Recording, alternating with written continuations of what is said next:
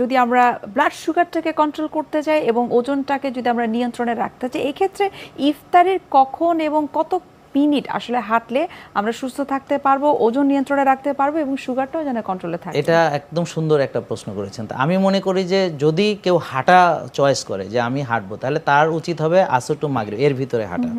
এখন কতক্ষণ হাঁটলে কার সুগার কতটুকু নিয়ন্ত্রণ, এটা নির্ভর করে সে কতটুকু সুগার ইনটেক করছে। আচ্ছা, সে ফর এক্সাম্পল একজন ডায়াবেটিস রোগী, তার তো আগে থেকে সুগার বেশি আছে, তা এখন হাঁটলে সুগার তো কিছু কমবে, কিন্তু সে যদি আবার 3 গ্লাস শরবত খায় বা 2 গ্লাস শরবত খায় বা ভাজা পোড়া খায়, তাহলে তো আবার অনেক সুগার ঢুকছে। অর্থাৎ কত মিনিট হাঁটবো সেটা হ্যাঁ, এটা ইন্ডিভিজুয়ালি হচ্ছে ডিপেন্ড তার করে। নিজের উপরে। যেমন ধরেন সে কমফোর্টেবল, যে প্রথমে সে যতটুকু পারে তার চেয়ে একটু কম হাঁটবে এবং একটু রেস্ট নিয়ে নিয়ে হাঁটবে।